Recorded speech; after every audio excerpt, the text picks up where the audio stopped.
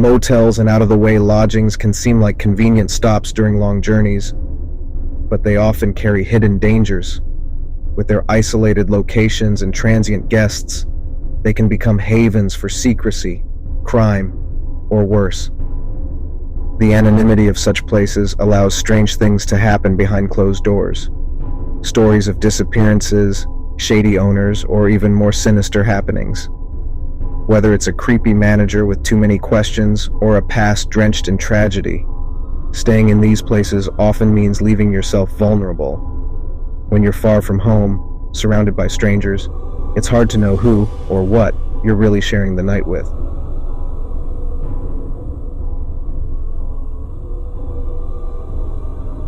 The Sunset Motel was the kind of place where no one asked questions. It sat on the edge of town, a sagging relic of the 1960s, its neon sign buzzing faintly against the night sky. People stayed there for reasons they didn't want to explain. Truckers avoiding the interstate, travelers too exhausted to drive another mile, and lovers seeking privacy. For Evelyn, the motel was perfect. She wasn't proud of the affair, but the anonymity of Sunset Motel made it easy. No one cared why she and Greg, a married man with a shiny gold ring, arrived separately every Thursday night, pretending they didn't know each other as they slipped into room 13. What Evelyn didn't know was that someone was watching. The motel manager, Mr. Calhoun, prided himself on being discreet. He was in his early 60s, a wiry man with thinning hair and watery blue eyes that never seemed to blink. Guests rarely saw him, but he saw them. The front desk was strategically positioned with a view of every room, and the lobby's outdated security cameras fed into a monitor behind his desk. Calhoun liked to watch. He'd noticed Evelyn months ago, her bright lipstick and nervous glances giving her away. She was like all the others, sneaking into the motel for something she couldn't find at home. Calhoun didn't judge. He had other plans for women like her. That night, Evelyn arrived first, her heels clicking on the cracked pavement. She checked her reflection in the rearview mirror, smoothing her dark hair before stepping out of the car. The keys to room 13 were already in her hand. Calhoun had left them at the desk without a word, his thin lips twitching into a smile as she walked past. Greg arrived 10 minutes later, parking 2 spaces down. He entered without knocking, his wedding band glinting under the flickering light. "I told you not to park so close," Evelyn hissed as he closed the door. Greg sighed, loosening his tie. "Relax. No one cares about this dump." What they didn't know was that Calhoun had been in room 13 earlier that day. He had installed a hidden camera in the vent above the bed, its lens small enough to go unnoticed. The live feed played on the monitor in his office, showing Evelyn and Greg laughing, talking, and eventually doing more than talking. Calhoun watched, his expression unreadable, but his fingers drummed against the desk, his breathing quickening. He didn't care about the affair. He cared about control. Hours later, as Evelyn adjusted her dress in the bathroom, Greg checked his phone. "Shit," he muttered. "I have to go." "Figures," Evelyn replied, rolling her eyes. Greg left first, slipping out into the night. Evelyn stayed behind to gather her things, her heels clicking against the tiles. When she opened the door to leave, Calhoun was standing there. Evelyn froze. "Oh, hi. Forgot to pay," Calhoun said, holding out a crumpled receipt. Evelyn blinked. "I thought Greg..." She stopped, realizing what she'd just admitted. Calhoun smiled. "I'll take care of it. Enjoy your evening." He didn't move as she squeezed past him, his eyes lingering on her for a beat too long. Evelyn shivered, feeling the weight of his gaze even as she reached her car. The next Thursday, Evelyn arrived alone. Greg had texted to say he couldn't make it, family emergency. Frustrated and craving the escape, she decided to spend the night anyway. Room 13 was eerily quiet without Greg's presence. Evelyn poured herself a drink from the bottle of cheap whiskey she'd brought, letting the burn chase away her disappointment. but the quiet became oppressive. She turned on the TV, flipping through static-filled channels until she gave up. The feeling of being watched crept over her. She glanced at the vent above the bed, noticing it for the first time. The small, dark opening seemed to stare back at her. "Stop it," she muttered to herself, taking another sip of whiskey. But the unease didn't go away. Later, Evelyn awoke to the sound of footsteps. They were faint but distinct, moving just outside her door. Her heart raced as she sat up, straining to listen. The footsteps stopped, and a shadow passed under the door. "Greg," she called softly, but there was no response. She grabbed her phone, her hands trembling, and texted Greg. "Are you here?" The screen stayed silent. The door handle rattled. Evelyn froze, clutching the blanket to her chest. "Who's there?" she called, her voice shaking. The rattling stopped, and the silence that followed was worse. She grabbed her bag and bolted for the bathroom, locking the door behind her. She dialed 911, but the call wouldn't connect. Her signal was gone.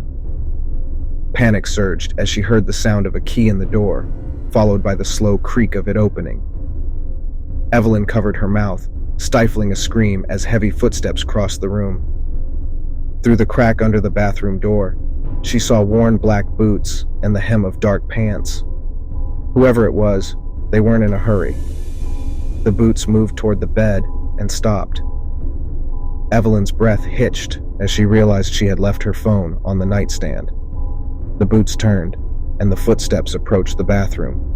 The door handle jiggled, and Evelyn bit her lip to keep from crying out.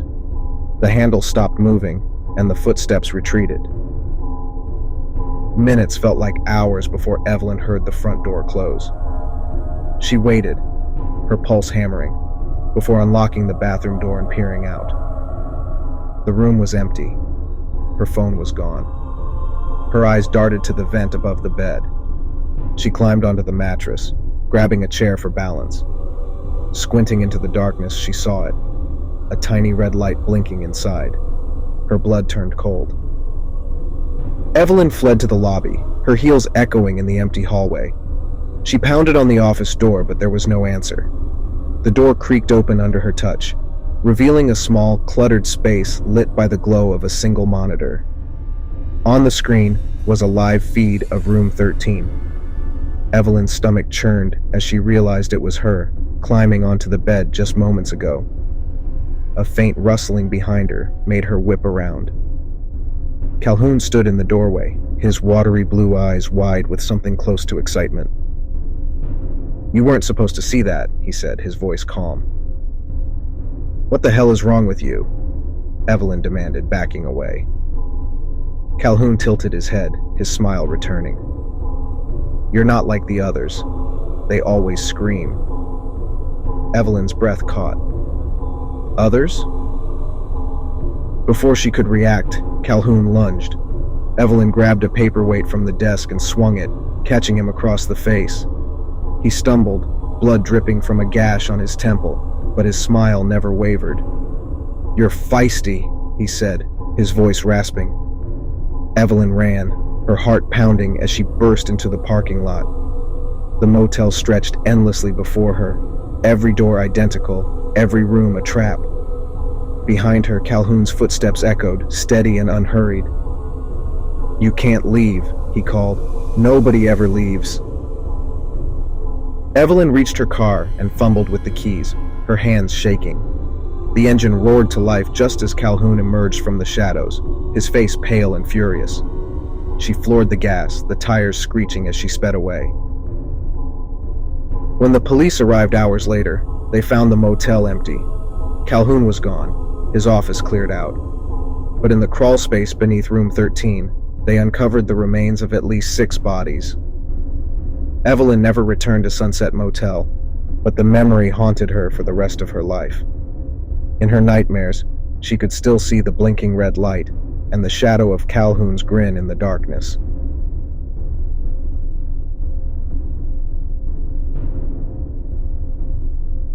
The Crescent Pines Motel sat decaying on the edge of town, swallowed by overgrown weeds and shadowed by the dense forest beyond.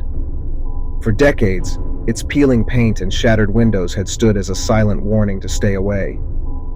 It wasn't just the building's decay that deterred people. There were stories. Folklore whispered that the motel's owner, Charles Greeley, had murdered his guests in the late 1970s. Some said he buried their bodies in the crawl spaces. Others believed he sealed them into the walls. After a fire gutted half the building in 1981, Crescent Pines was abandoned, left to rot. But locals swore the dead never left. For years, thrill seekers dared each other to step inside, but most left after hearing footsteps or whispers in the halls. No one stayed long, until tonight. Danny, the self-appointed leader of their group, adjusted the camera strap to his chest. "This is it," he said, his grin wide as he turned to his friends. "The Crescent Pines Motel, supposedly haunted as hell. We're going in, no matter what." "Are you sure about this?" asked Sophie, clutching her flashlight. "It's trespassing, Danny." "Yeah, but think of the views," Danny replied. "People love haunted stuff. We'll get 1,000,000 hits easy." Behind him, Alex and Mia exchanged uneasy glances. They had agreed to the trip out of boredom, not out of enthusiasm for ghost hunting. "Let's just get it over with," Alex muttered.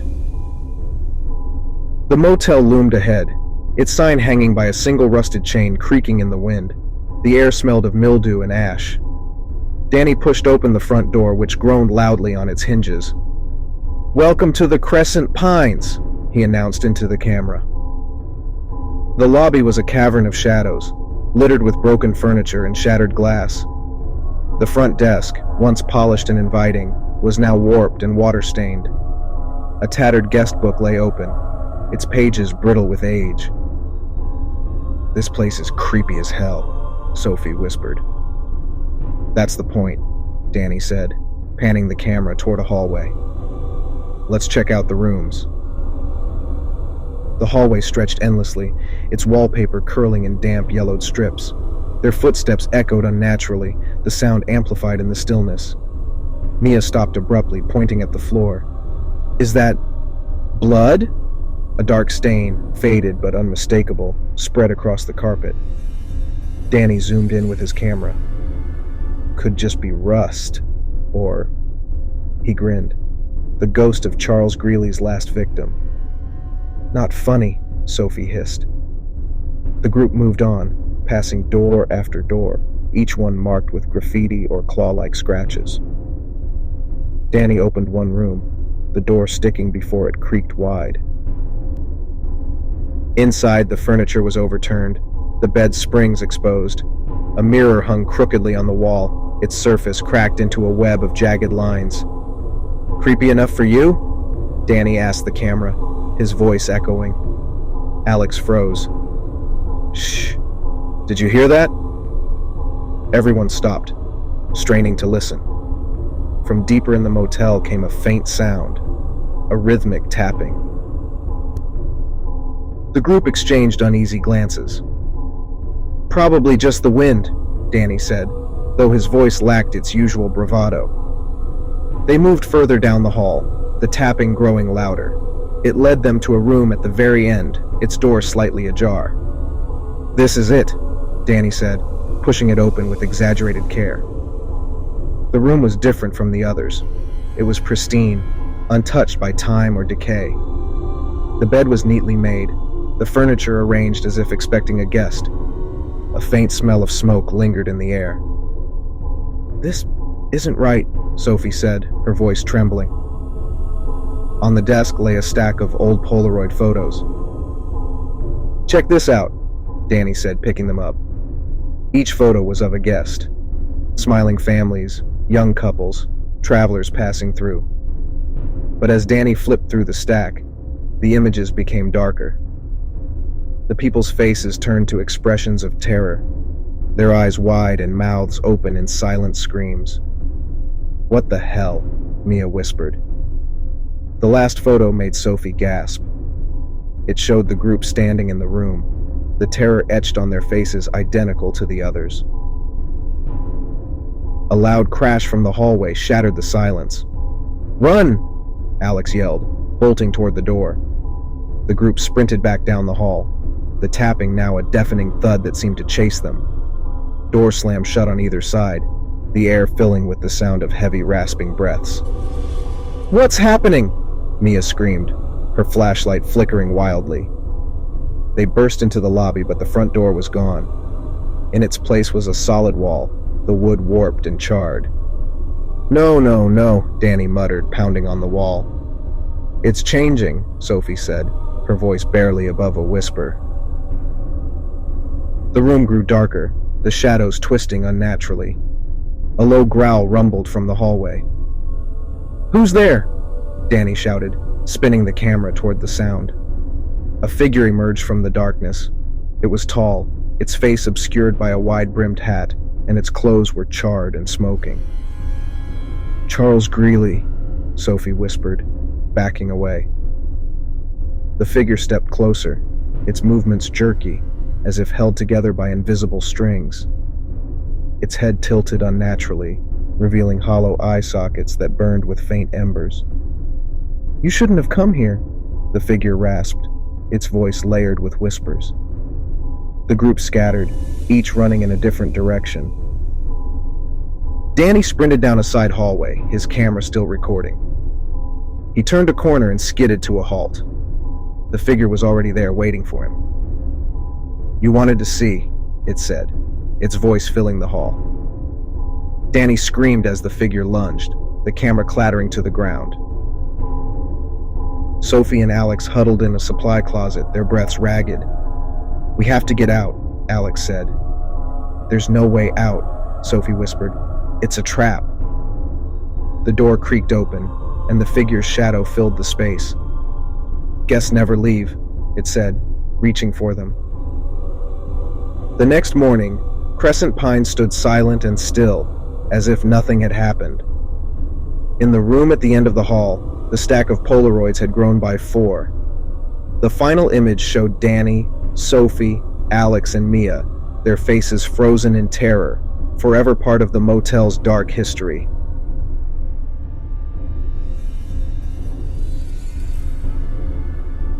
Sarah and Mark had been on the road for hours, the open highway stretching endlessly under a moonless sky. The faint hum of the engine was the only sound as they drove deeper into the barren landscape. When the glowing low fuel warning flashed on the dashboard, Mark cursed under his breath. "We'll have to stop soon," he said, gripping the wheel tighter. Sarah glanced at the GPS, but their signal had cut out miles ago. The road was a void, flanked by twisted trees and empty fields. "Look," she said, pointing ahead. A flickering neon sign emerged from the darkness. "Last Stop Motel." Below it, the words "vacancy" blinked in uneven intervals. Mark hesitated. The place looked run down, its cracked parking lot illuminated by a single buzzing streetlight. "It's either this, or we run out of gas in the middle of nowhere," Sarah said, her tone uneasy. With a reluctant nod, Mark pulled into the lot. The lobby smelled of mildew and cheap disinfectant.